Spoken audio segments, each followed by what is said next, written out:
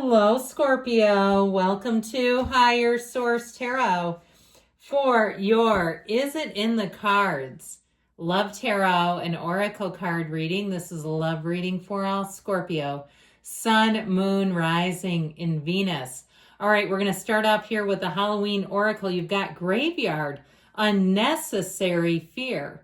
I want to tell you something. You're one of the most, I guess I would say, sexy signs. Seductive signs. You're known for rebuilding. You're known for rebirth, from rising again. You have absolutely nothing to be afraid of with relationships. Now, if it's a reconciliation and you're afraid, if you've got some old feelings hanging out there and you're afraid they're going to move on, or you're afraid you're not going to get back together, or perhaps you're saying, I don't want them back. I'm afraid I'll never find someone. Something about this, we've got to release the fear, because when we hold that in, we start attracting situations and people who will line up with it. All right, we're going to get into a couple of archetype cards. This one represents your energy. You have the energy of the mentor, the light attribute, passing on wisdom and refining a student's character. So you may be like the Dear Abby or the Dear John, I think, is when we're leaving someone. Dear Abby used to be an advice columnist where people are always going to you for relationship advice. Or how about Dr. Drew? Okay, if you're more into male figureheads, when they used to call in on the talk show and ask him his advice on relationships. You may have people who do that with you. Can I run something past you? I'm not sure how to take this.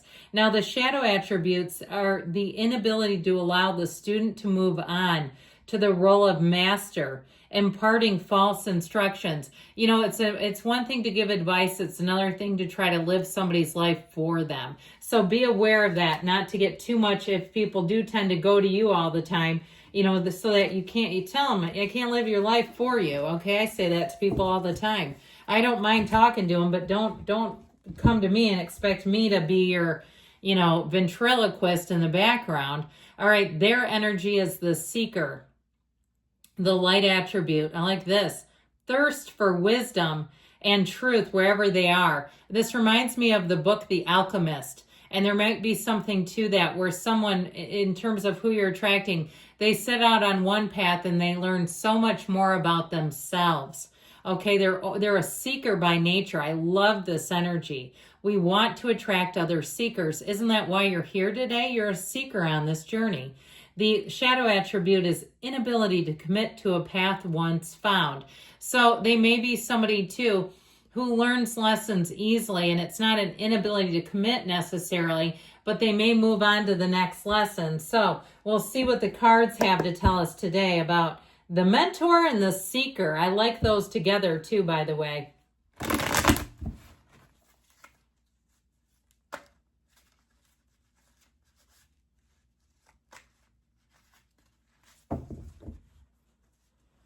All right, 3 cards to represent your energy, 3 cards for their energy, 3 cards on the advice.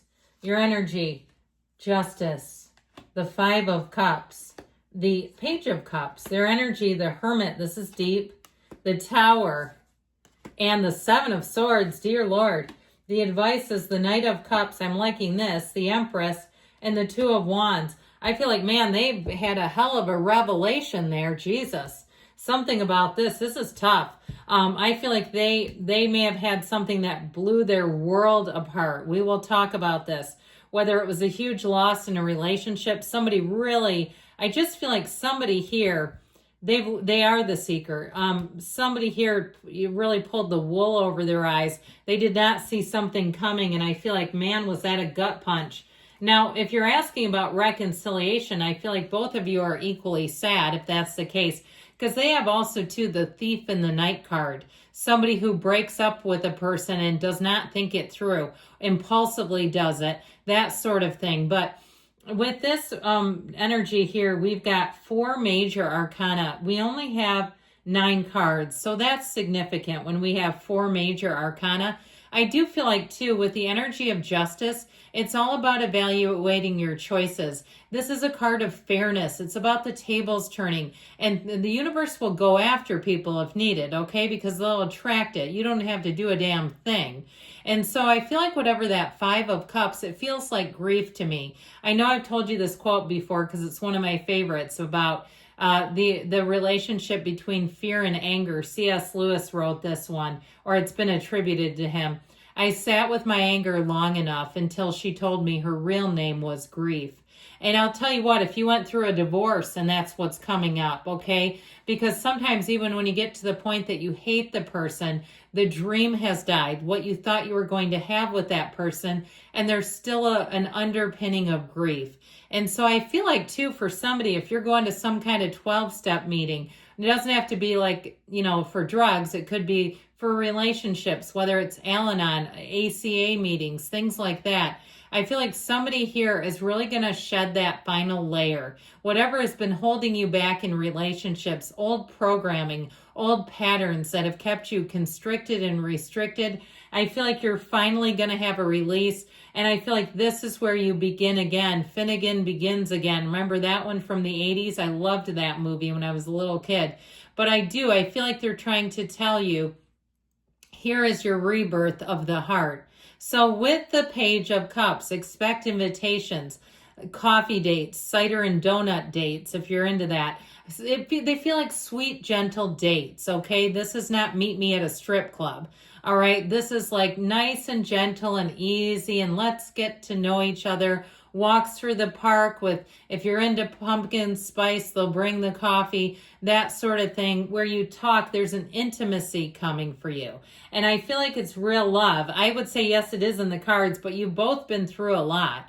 And there's a deep, deep level of intimacy in terms of emotional and mental. I'm not talking about physical, jump each other's bones in the middle of a park. We're not doing that. It's really about on a different level is how I keep getting it, more emotional, mental, and really connecting. So you might find you have somebody here that comes in because they are a seeker with the energy of the Hermit.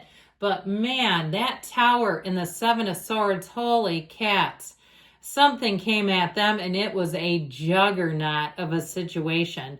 Whether they lost their job unexpectedly, whether they had a divorce dropped on them, or they were in a situation where the significant other just moved out, no warning. Okay, I just feel like they, made the plan and just left.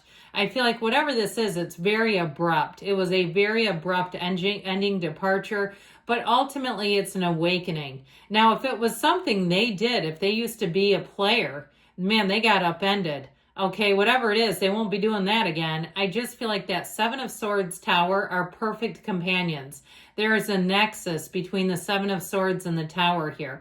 And what it tells us is that the Seven of Swords plays fast and loose with the Tower. I'm sorry, well, with this too, how about that? But with the rules, with commitments, with relationships, with boundaries. And that Tower says, oh, no, you didn't. That Tower comes in and says, we're not doing this. And so the Tower, for whoever this is, really leveled things out, leveled the playing field, brought them a deeper understanding. But man, that is a tough way to get it. I always say, be gentle, universe. Please help me, guide me, teach me the lesson, but please don't knock me between the eyes with the 2x4 again. I've already had it that way, and that is hard. So with the energy of the Hermit, so we have here Virgo, Libra, we've got the path to the heart too. But I do feel like with the energy of the Hermit, that is wisdom. Okay, they took something away from this. Nothing is wasted in God's economy. And that has created a person here that has depth, meaning, purpose. They know who the hell they are. And I feel like they won't mess with a relationship unless there's something real. This is not somebody that's going out to coffee date, lunch, dinner, drinks, and with different people in one day. I know people, by the way, that do stuff like that on dating apps. And I get it. They're trying to speed date, but I don't know. So here we go. I feel like they're saying this is your time to lean into love, to embrace a future. The Knight of Cups is very romantic, and I really like it with your page. Okay, it's an invitation that turns into more, but you've got to be open to it. The Knight of Cups is also very daydreaming. Set your intentions. Look out at your life and decide what kind of a relationship, what kind of a partner do I want, and how am I going to show up in this relationship? Those are your two questions. Who do I want and how will I show up? That's all we need to start with and go from there. With the energy of the Empress, though, she's beauty, harmony. She is love embodied. And so I feel like you will fall hopelessly, endlessly in love with this person, but it's mutual. But it really is about being able to let your guard down all the way down in them too.